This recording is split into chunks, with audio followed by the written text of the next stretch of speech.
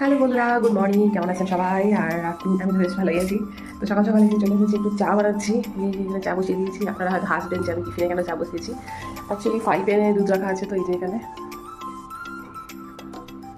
সেই জন্য এখানে চা বসিয়েছি। আর আমাদের তো জানেনই বাসন একটু কনজাস্টেড, তো সেই জন্য এখানে চা বসিয়েছি। চা হলে চা খাবো।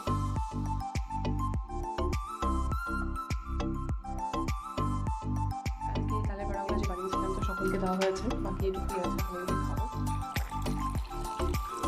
সকালবেলাটায় তালের বড়া দিয়ে চা খেয়ে নিয়ে তারপরে কাজকর্ম সেরে পুজো দিয়ে একবারে চলে এসেছি রান্নাঘরে।